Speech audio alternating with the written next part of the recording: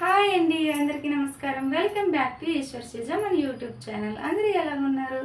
అందరూ బాగోవాలి, అందులో మేము కూడా ఉండాలండి. ఈరోజు మన ఛానల్లో వచ్చేసి రెసిపీ ఏంటంటే బంగాళదుంప టమాటా కర్రీ అయితే చేయబోతున్నానండి. చాలా టేస్టీగా ఉంటుంది. నా స్టైల్ ఎలా చేస్తున్నాను అనేది వీడియోలోకి అయితే వెళ్ళి చూసేద్దాం. వీడియోలోకి వెళ్ళే ముందు మన ఛానల్ కొత్తగా ఎవరైనా చూస్తే కనుక ప్లీజ్ లైక్ చేయండి, షేర్ చేయండి, సబ్స్క్రైబ్ చేసుకోండి, ప్లీజ్ సపోర్ట్ చేయండి. అలాగే ఈ వీడియోలో చిన్న పొడుపు కథ అడుగుతున్నానండి. మీకు ఎవరికైనా తెలిస్తే కనుక కామెంట్ చేసి అయితే చెప్పండి. 3 కళ్ళు ఉంటాయి కానీ చూడలేదు, అదేంటి? ఇంకొకసారి అడుగుతున్నానండి. 3 కళ్ళు ఉంటాయి కానీ చూడలేదు, అదేంటి? దీనికి ఆన్సర్ మీకు ఎవరికైనా తెలిస్తే కనుక కామెంట్ చేసి అయితే చెప్పండి. ఇప్పుడు మన ఛానల్లోకి అయితే వెళ్ళిపోదాము. వంట ఎలా చేయాలి ఏంటనేది, సరేనా? ముందుగా మనం ఆనియన్స్కి స్కిన్ తీసేసి ఇలా వాటర్లోని టమాటాలు, పచ్చిమిర్చి, ఆనియన్స్ శుభ్రంగా కడిగేసుకొని మళ్ళీ వాటర్ వేసుకొని పెట్టుకోవాలండి. నేను ఇలాగా పొడుగ్గా కట్ చేసుకుంటున్నాను. మీ ఇష్టం, పొడుగ్గా కట్ చేసుకోవచ్చు, లేదంటే చిన్న చిన్నగా కూడా కట్ చేసుకోవచ్చు. నాకు ఇలాగ ఇష్టం, అందుకని ఇలా కట్ చేసుకున్నాను. ఇలా ఆనియన్స్ మొత్తం కట్ చేసుకున్న తర్వాత పచ్చిమిర్చి కూడా కట్ చేసేసుకోవాలండి. ఇప్పుడు స్టవ్ వెలిగించి మూకుడు పెట్టి అందులో ఆయిల్ వేసి, ఆయిల్ వేడెక్కిన తర్వాత ఆనియన్స్, పచ్చిమిర్చి వేయాలి. ఇప్పుడు ఇందులో కొద్దిగా ఉప్పు వేసుకోవాలండి. నేను ఫస్ట్ ఉప్పు ఎందుకు వేసానంటే ఆనియన్స్ అనేది త్వరగా మగ్గుతాయని నేను ఉప్పు అయితే వేసానండి.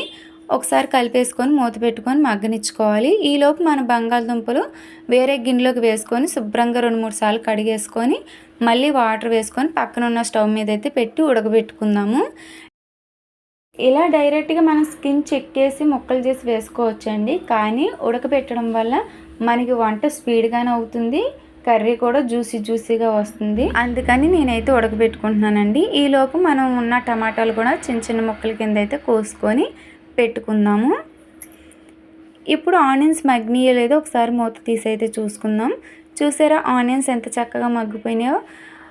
చాలా చక్కగా మగ్గిపోయినాయి కదా. ఇప్పుడు మనం కలుపుకొని టమాటా ముక్కలు కోసాం కదా, ఆ ముక్కలు కూడా ఇందులో వేసేసుకొని అవి ఇవి కలిసినలాగా కలిపేసుకుందాము. ఇలా కలిపేసుకొని మూత అయితే పెట్టేసుకుందామండి.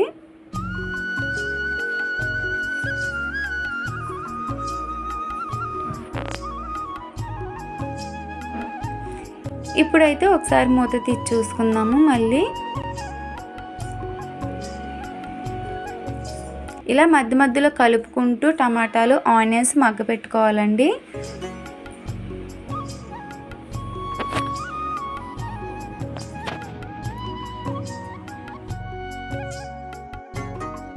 చూసారా పొటాటో కూడా పక్క పొయ్యి మీద అయితే ఎలాగా వాటర్లో ఉడుకుతున్నాయో. ఇప్పుడు చూద్దాము ఉడికినాయో లేదో. బంగాళదుంపలు కూడా చాలా చక్కగా ఉడికిపోయినాయండి. ఇప్పుడు ఒకసారి ఆనియన్స్ చూసుకుందాము ఎలా మగ్గినాయి అనేది. ఇప్పుడు ఇందులోకి అయితే ఫ్రెష్గా దంచుకున్న అల్లం వెల్లుల్లి పేస్ట్ అయితే వేస్తున్నానండి. ఎప్పుడైనా సరే ఏ కర్రీలోకైనా సరే అప్పటికప్పుడు దంచుకున్న అల్లం వెల్లుల్లి పేస్ట్ వేస్తేనే ఏ కర్రీ అయినా సరే టేస్ట్గా ఉంటుంది. ఇప్పుడు ఈ పేస్ట్ అంతా కలిసేలాగైతే కలిపేసుకుందాము. కలిపేసుకొని మరొకసారి మూత పెట్టుకొని మగ్గనిచ్చుకుందాము. పచ్చివాసన పోయేదాకా ఫ్రై అయితే చేసుకోవాలండి అల్లం వెల్లుల్లి పేస్టు. ఇప్పుడు మనకి బంగాళదుంపలు ఉడికిపోయినాయి కదా, వేడి వాటర్ వంపేసి కొన్ని చల్ల వాటర్ వేసుకొని మనకి దుంపల మీద ఉన్న స్కిన్ మొత్తం తీసేసుకుందామండి. చూసారా ఇలా చక్కగా తీసేసుకోవాలి. ఇప్పుడు బాగా చిన్నగా ఉంటే అలాగే డైరెక్ట్గా ఉంచేయండి. కొంచెం పెద్దగా ఉన్నాయని నేను 2 ముక్కల కింద అయితే కట్ చేసుకున్నాను. బాగా చిన్నగా ఉన్నవి అయితే అలాగే వదిలేసానండి. ఈ కర్రీ మనం రోటీలోకి కానీ, బిర్యానీలోకి కానీ, రైస్లోకి కానీ చాలా టేస్ట్గా ఉంటుందండి. మసాలా వేసి వండుకుంటే చికెన్ కూడా సరిపోదండి, అంత టేస్టీగా ఉంటుంది.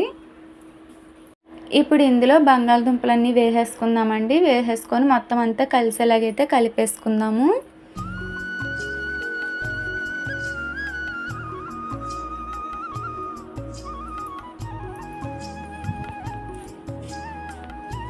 ఇలా కలిపేసుకున్న తర్వాత మూత పెట్టుకొని మగ్గనిచ్చుకుందాము ఒక్క 2 నిమిషాలు. ఎందుకంటే అల్లం వెల్లుల్లి పేస్ట్ ఈ బంగాళదుంపలకు కూడా పట్టాలి కాబట్టి నేను కొంతసేపు అలా ఉంచుకున్నానండి. ఇప్పుడు ఇందులో చిటికెడు పసుపు, అలాగే 2 స్పూన్లు 3 స్పూన్లు కారం వేసుకోవాలి. వేసుకొని మొత్తం అంతా కలిపేసుకోవాలి కలిసేలాగా. కలుపుకొని కూడా మూత పెట్టుకోవాలండి. వాటర్ వెంటనే పోయొద్దు, ఎందుకంటే ఒక 2-3 నిమిషాలు అలా మగ్గనిస్తే ఆ కారం అన్ని బంగాళదుంపలకు అనేది పడుతుంది. ఇప్పుడు ఇంకొకసారి కలిపేసుకొని ఇప్పుడు వాటర్ వేసుకొని మళ్ళీ కలుపుకోవాలండి మొత్తం అంతా కలిసేలాగా. చూసారా కర్రీ ఎలా కనిపిస్తుందో.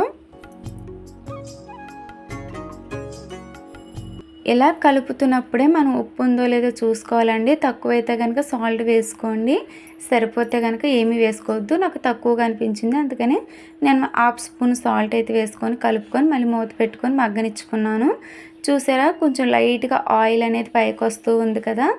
ఇంకొకసారి కలిపేసుకొని మళ్ళీ మూత పెట్టి మగ్గనిచ్చుకోవాలండి. మూత పెట్టుకునే ముందు 1 స్పూన్ ధనియాల పొడి వేసుకొని మొత్తం అంతా కలిసేలా కలుపుకొని మూత పెట్టి అయితే మగ్గనిచ్చుకుందాము.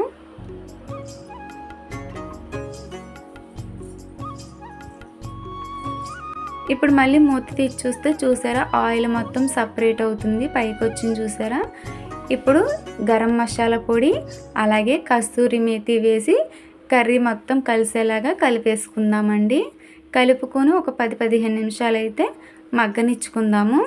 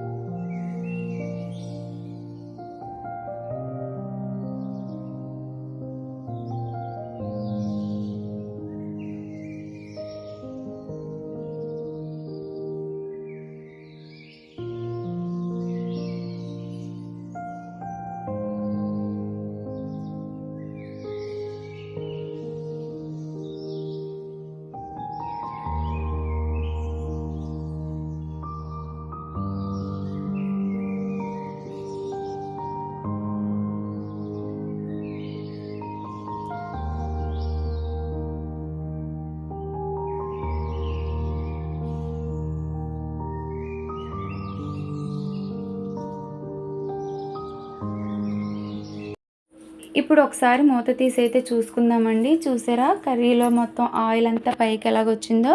కర్రీ అయితే దాదాపుగా రెడీ అయిపోయిందండి. మనం మధ్య మధ్యలో మూత తీసి కలుపుకుంటూ కుక్ చేసుకుంటే ఈ కర్రీ అనేది మనకి గిన్నెకి అడుగైతే పట్టదండి. ఇలా మధ్య మధ్యలో కలుపుకుంటూ ఉండాలి. కర్రీ అయితే రెడీ అయిపోయిందండి. ఇంతేనండి బంగాళదుంప టమాటా కర్రీ. చాలా టేస్ట్గా ఉంటుంది, రోటీలో కూడా చాలా బాగుంటుందండి.